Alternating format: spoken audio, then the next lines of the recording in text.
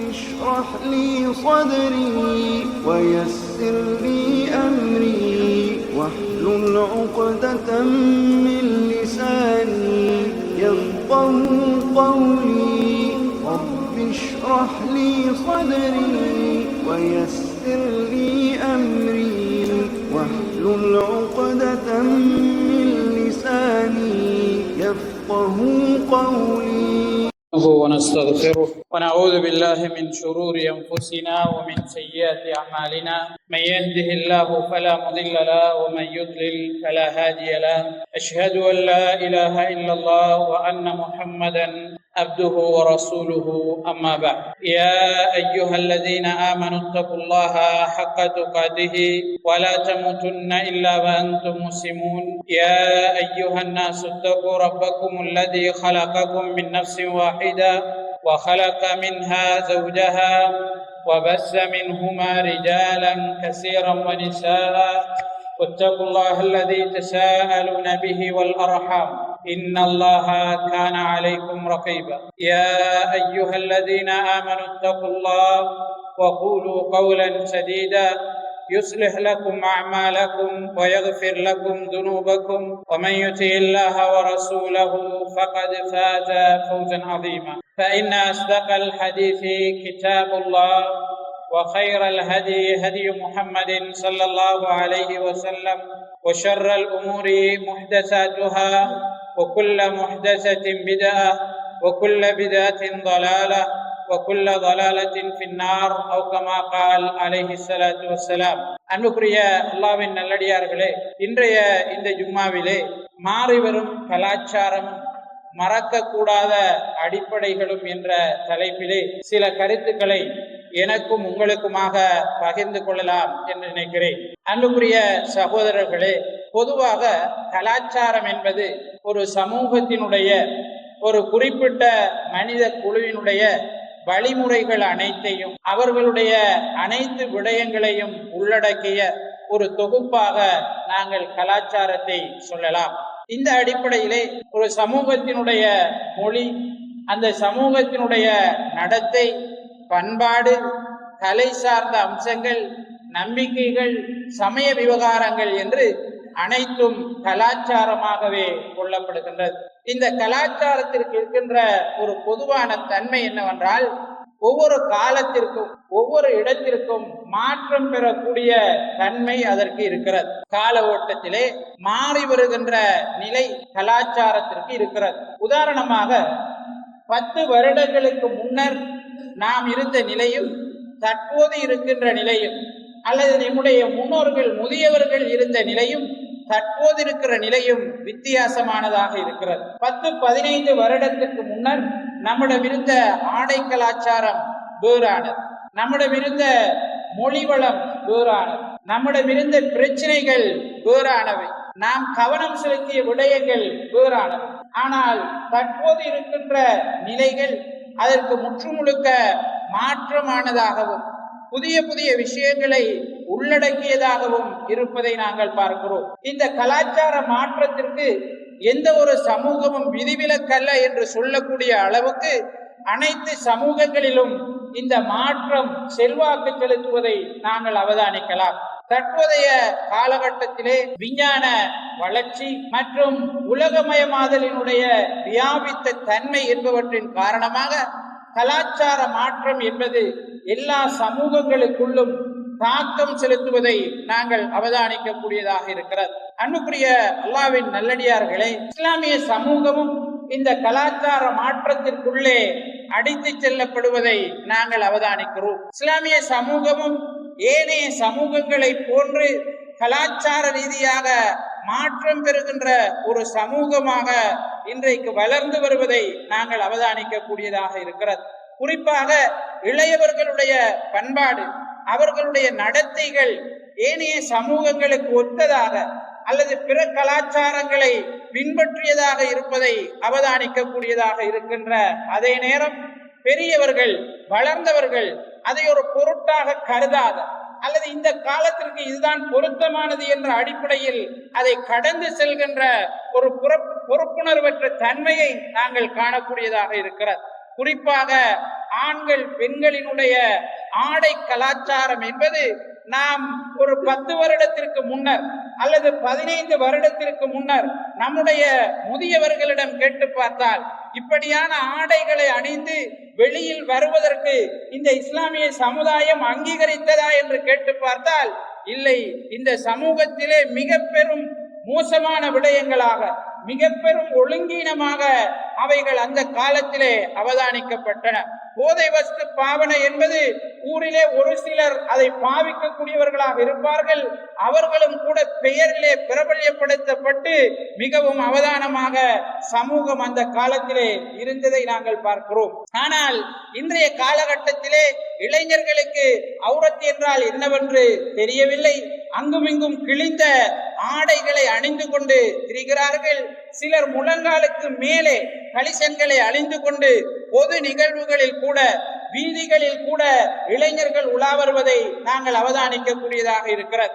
அன்புக்குரிய அல்லாஹ்வின் நல்லடியார்களே, அது போன்ற சிகை அலங்காரத்தை நாங்கள் எடுத்துக்கொண்டாலும் மாற்று கலாச்சாரங்களை, மாற்று மத சிந்தனைகளை பின்பற்றுகின்ற ஒரு தன்மையை நாங்கள் அவதானிக்கக்கூடியதாக இருக்கிறது. பெண்களுடைய ஆடை கலாச்சாரம், பெண்களுடைய அலங்காரங்கள், அவர்களுடைய கட்டுப்பாடற்ற போக்கு, ஆண் பெண் கலப்பு, இது போன்று தனியார் வகுப்புகளிலே காட்டப்படுகின்ற அசமந்த நிலை, திறந்த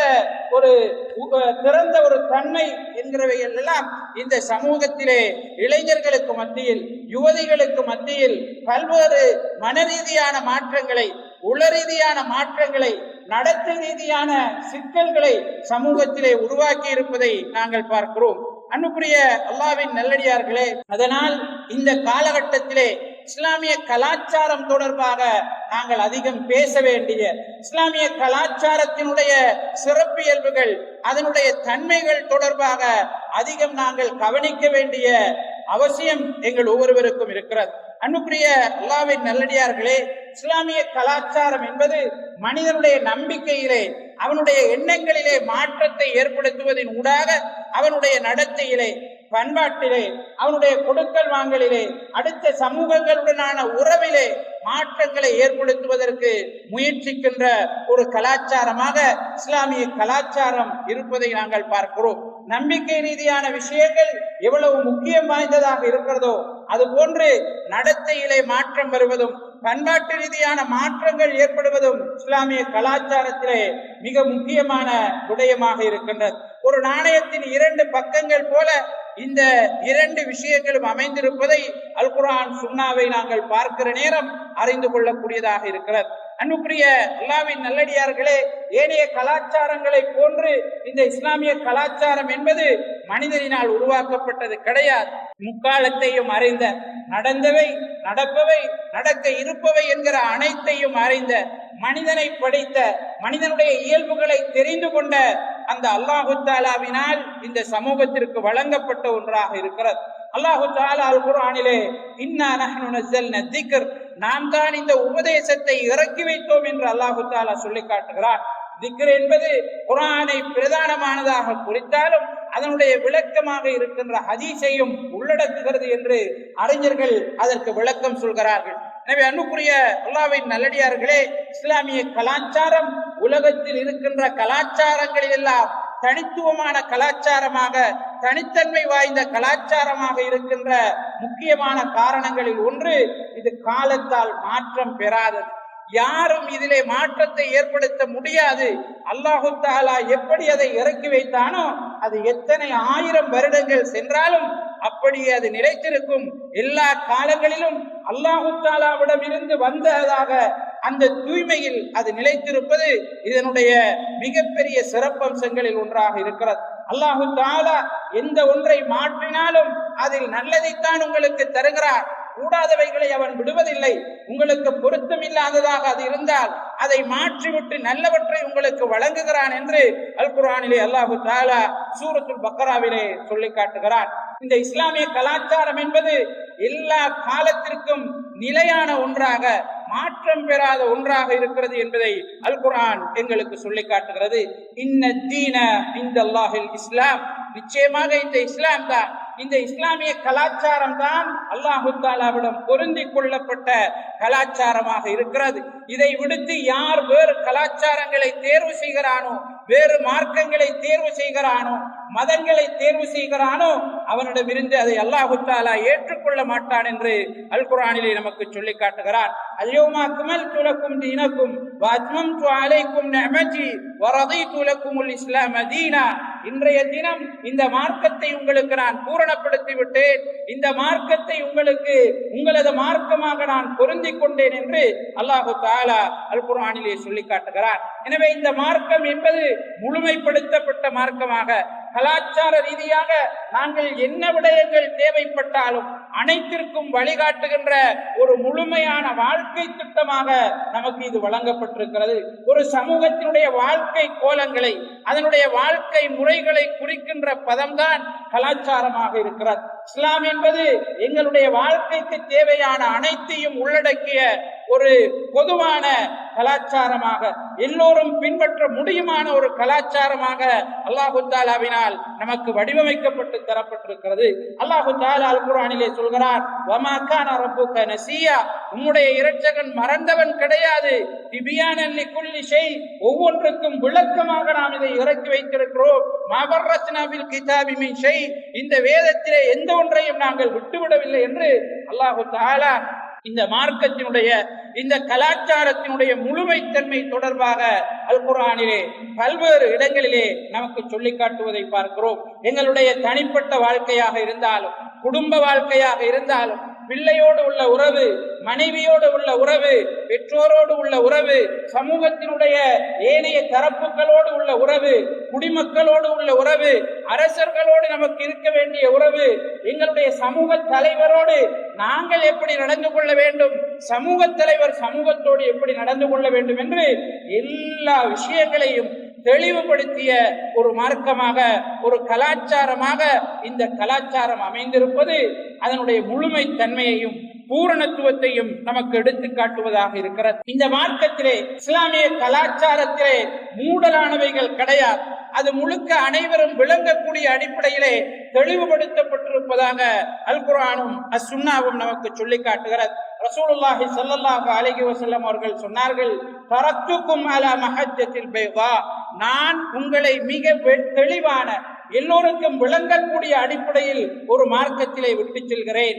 லைலுஹா கனஹாரிஹா லா யஸீகு அன்ஹா இல்லா ஹாலிக், அதனுடைய இருளான விஷயங்களும், மறைபொருள் என்று நீங்கள் நினைக்கக்கூடிய விஷயங்களும், மூடல் என்று நீங்கள் நினைக்கக்கூடிய விடயங்களும் தெளிவானதாகத்தான் இருக்கிறது. லா யஸீகு அன்ஹா இல்லா ஹாலிக், அதிலே அழிந்து போபவனை தவிர வேறு எவனும் வழிகிட மாட்டான் என்று ரசூலுல்லாஹி ஸல்லல்லாஹு அலைஹி வஸல்லம் அவர்கள் இந்த இஸ்லாமிய கலாச்சாரத்தினுடைய, இந்த மார்க்கத்தினுடைய தனிச்சிறப்பை நமக்கு தெளிவுபடுத்துவதை பார்க்கிறோம். இந்த கலாச்சாரம் கண்மூடித்தனமாக பின்பற்றுவதை அங்கீகரிக்கவில்லை. அடுத்தவர்கள் செய்கிறார்கள் என்பதற்காக நீங்களும் அதை பின்பற்ற வேண்டும் என்று இந்த கலாச்சாரம் நமக்கு சொல்லவில்லை.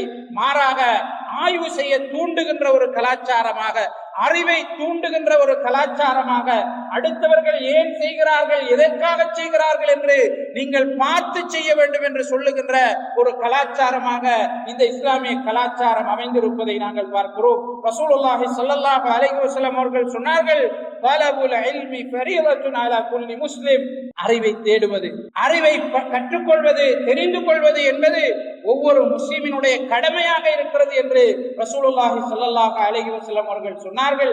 உங்களிடம் ஒரு கெட்டவன் ஒரு செய்தியை கொண்டு வந்தால் அந்த செய்தியை தீர விசாரியுங்கள் என்று அல் குர்ஆன் நமக்கு சொல்கிறது. அடுத்தவர்கள் செய்கிறார்கள் என்பதற்காக நீங்கள் செய்யக்கூடாது. குர்ஆனை கூட அல்லாஹ் தஆலா நமக்கு என்ன சொல்கிறான் என்று சொன்னால், வலவ் கான மின் இன்தி கைரில்லாஹி லவஜது ஃபீஹி இக்திலாஃபன் கஸீரா, அல்லாஹ் அல்லாதவரிடமிருந்து இந்த குர்ஆன் வந்திருந்தால் இதிலே நிறைய முரண்பாடுகளை நீங்கள் கண்டிருப்பீர்கள் என்று அல்லாஹ் தஆலா சொல்கிறார். முன்பின் முரண்பாடுகளை நீங்கள் கண்டிருப்பீர்கள், மனித பேச்சுக்கு ஒத்த முரண்பாடுகள் இதிலே இருந்திருக்கும் என்று அல்லாஹ் தஆலா எங்களை ஆய்வு செய்யுமாறு, சிந்திக்குமாறு, அறிவை கற்றுக்கொள்ளுமாறு தெரிந்து கொள்ளுமாறு எங்களுக்கு வலியுறுத்துவதை நாங்கள் பார்க்கிறோம். எனவே அன்புக்குரிய அல்லாஹ்வின் நல்லடியார்களே, இது இந்த இஸ்லாமிய கலாச்சாரத்தினுடைய ஒரு சிறப்பியல்பாக தனித்தன்மையாக நாங்கள் சொல்ல முடியும். ஏனைய சமயங்களைப் போல கலாச்சாரங்களைப் போல இப்படித்தான் பின்பற்ற வேண்டும், இதைத்தான் செய், இப்படித்தான் என்று அறிவு வேறு உன்னுடைய சமயம் வேறு என்று சொல்கின்ற கலாச்சாரம் அல்ல இது. நீ அறிந்து தெரிந்து புரிந்து அதனுடைய யதார்த்தத்தை தெரிந்து கொண்டு பின்பற்ற வேண்டும், ஆய்வு செய்ய வேண்டும் என்று சொல்கின்ற மார்க்கமாக இஸ்லாமிய மார்க்கம், இஸ்லாமிய கலாச்சாரம் அமைந்திருப்பதை நாங்கள் பார்க்கிறோம். அன்புக்குரிய அல்லாஹ்வின் நல்லடியார்களே, இஸ்லாமிய கலாச்சாரம் என்பது எங்களை முழு நேரமும் பள்ளியிலே உட்கார்ந்து தஸ்பீஹ் செய்து கொண்டு, பள்ளியிலே உட்கார்ந்து லா இலாஹ இல்லல்லாஹ் சொல்லிக் கொண்டு, சுன்னத்தான தொழுகைகள் பரலான தொழுகைகளை முழுமையாக நீ செய்து கொண்டு இருக்க வேண்டும் என்று எங்களுக்கு சொல்லவில்லை. உலகத்தை மறந்து வாழ வேண்டும் என்று எங்களுக்கு சொல்லவில்லை.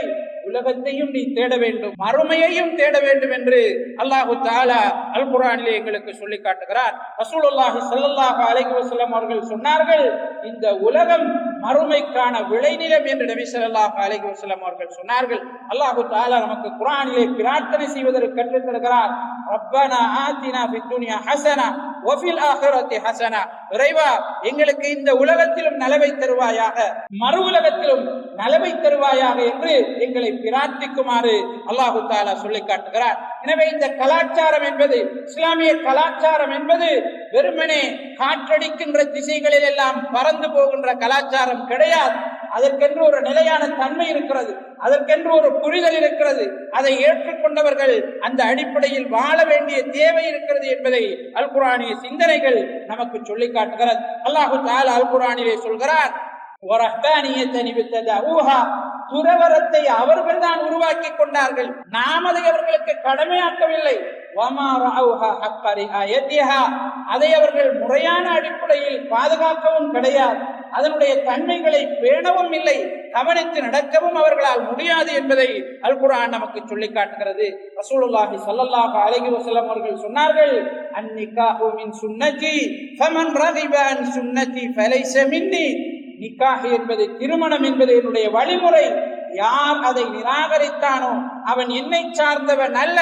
எனவே இந்த உலக வாழ்க்கை என்பது உலகத்தையும் மறுமையையும் தேடுவதற்கான வாழ்க்கையாக உங்களுக்கு இருக்க வேண்டும் என்று நபி ஸல்லல்லாஹு அலைஹி வஸல்லம் அவர்கள் நமக்கு கற்றுத் தருவதை பார்க்கிறோம். அன்புக்குரிய அல்லாஹ்வின் நல்லடியார்களே, உலகத்திலே இஸ்லாமிய கலாச்சாரம் தான் எல்லா காலத்திற்கும், எல்லா சமூகத்திற்கும், எல்லா நிலைகளிலும் பின்பற்றுவதற்கு மிக பொருத்தமான கலாச்சாரமாக ஆய்வுகளின் ஊடாக தீர்மானிக்கப்பட்டிருப்பதையும் அல் குர்ஆன் சுன்னா எங்களுக்கு சொல்லி காட்டுவதையும் நாங்கள் பார்க்கிறோம். இஸ்லாமிய கலாச்சாரம் என்பது காலத்தை தாண்டியது, எல்லா காலத்திற்கும் பொருத்தமானது, நடைமுறை சாத்தியமானது என்பதை நாங்கள் பார்க்கிறோம். ஏனென்றால் அல்லாஹு தஆலா அனைத்தையும் அறிந்தவன் என்கின்ற அடிப்படையில், எதிர்காலத்தில் என்ன நடக்க இருக்கிறது என்பதை அறிந்தவன் என்கிற அடிப்படையில், மனித சமூகத்தினுடைய நிலைப்போரான தன்மைகளை பற்றிய அறிவுள்ளவன் என்கிற அடிப்படையிலே நாங்கள் எல்லா காலத்திற்கும் பின்பற்றக்கூடிய விதமாக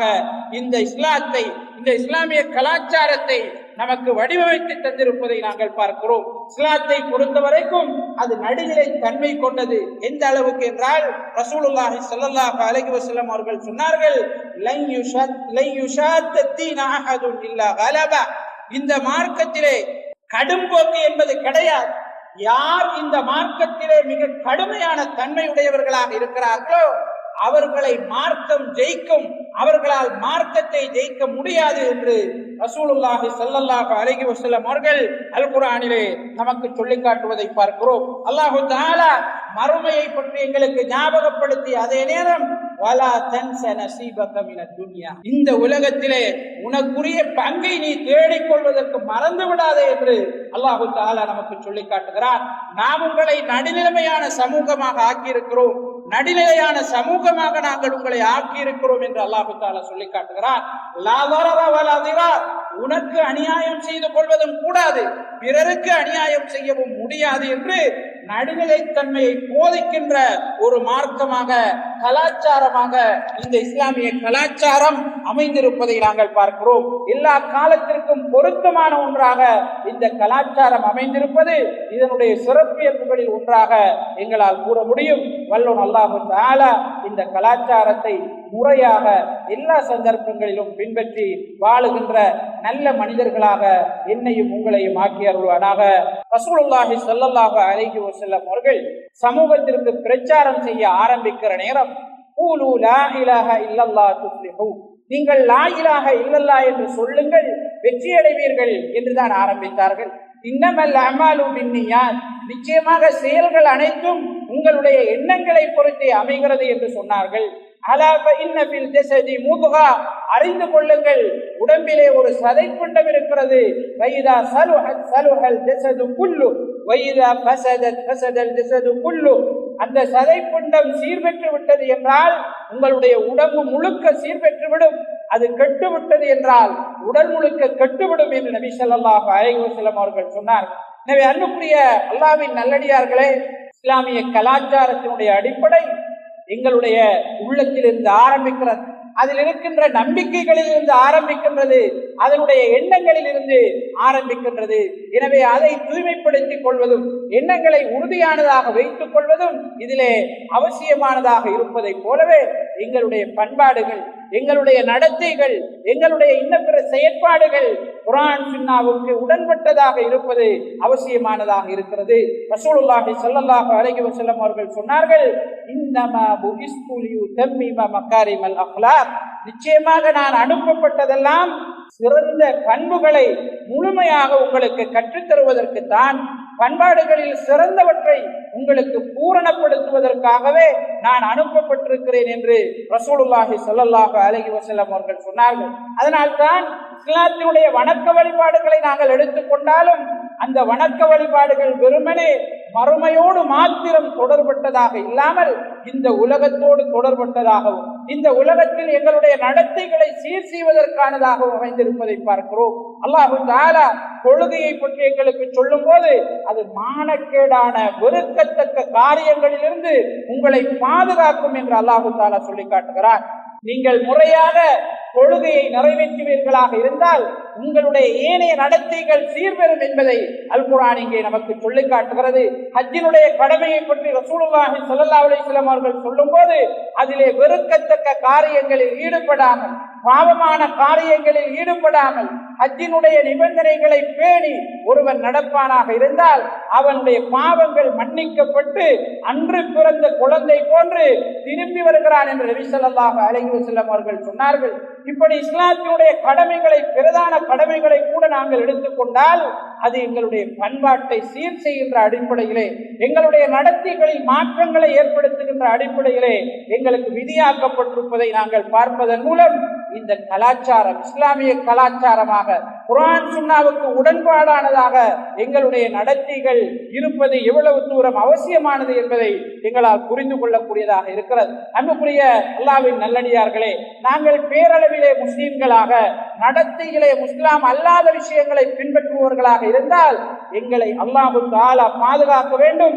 இந்த உலகத்திலும் மறு உலகத்திலும் கண்டிப்பான் என்பதிலே எந்த விதமான சந்தேகமும் கிடையாது. அல்லாஹ் தஆலா அல் குர்ஆனிலே சொல்கிறார், வமன் அரத அன் திக்ரி ஃபஇன்ன லஹு மஈஷத்தன் தன்கா வனஹ்சுருஹு யௌமல் கியாமத்தி அஅமா. யார் எங்களுடைய இந்த உபதேசத்தை புறக்கணிக்கிறானோ, யார் எங்களுடைய இந்த மார்க்கத்தை புறக்கணித்து நடக்கிறானோ அவனுக்கு இந்த உலகத்திலே நெருக்கடியான வாழ்க்கையை கொடுப்போம். நாளை மறுமையிலே குருடனாக எழுப்புவோம். அவன் மறுமையிலே இறைவனிடம் கேட்பான், யா ரப், என்னுடைய இரட்சகனே, லிமா ஹஷர்தனி அஅமா, என்னை ஏன் குருடனாக நீ எழுப்பினாய்? வகது குந்து பஸீரா, நான் உலகத்திலே பார்க்கக்கூடியவனாக, நன்றாக பார்க்கக்கூடியவனாக இருந்தேனே என்பான். அல்லாஹ் தஆலா சொல்வான், அப்படித்தான் இந்த உலகத்திலே உனக்கு பார்வை தரப்பட்டிருந்தது, ஆனால் நீ பார்க்க வேண்டியதை பார்க்கவில்லை, எங்களுடைய அத்தாட்சிகளை நீ பார்க்கவில்லை, இஸ்லாத்தை புறக்கணித்து நடந்தாய், இஸ்லாத்தினுடைய போதனைகளை புறக்கணித்து நடந்தாய், அதனால் இங்கு நீ குருடனாக எழுப்பப்பட்டிருக்கிறாய் என்று அல்லாஹ் தஆலா அவனுக்கு பதில் சொல்வான் என்று குர்ஆனிலே பார்க்கிறோம். எனவே அன்புக்குரிய அல்லாஹ்வின் நல்லடியார்களே, இந்த உலகத்திலும் மறு உலகத்திலும் இஸ்லாமிய கலாச்சாரத்தை நாங்கள் புறக்கணித்து வாழும் போது தண்டனை இருக்கிறது என்பதை அல் குர்ஆன் நமக்கு சொல்லி காட்டுகிறது.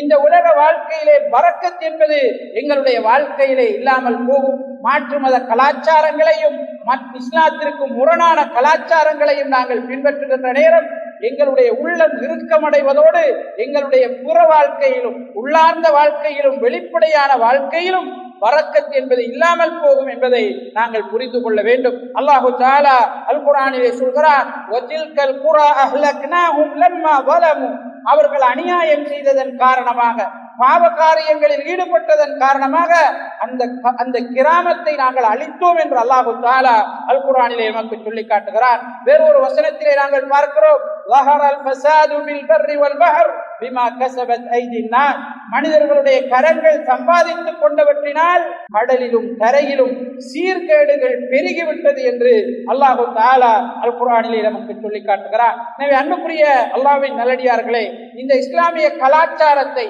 சரியாக பின்பற்றி நாங்கள் வாழாத போது எங்களுடைய தனிப்பட்ட வாழ்க்கை, எங்களுடைய குடும்ப வாழ்க்கை, எங்களுடைய சமூக வாழ்க்கை அனைத்துமே சீர்கெட்டு போகும் என்பதையும், மறுமையில் எங்களுடைய வாழ்க்கை அல்லாஹு தஆலா பாதுகாக்க வேண்டும், கேள்விக்குறியானதாக சீர்கெட்டதாக அமைந்துவிடும் என்பதையும் அல் குர்ஆன் நமக்கு சொல்லி காட்டுகிறது.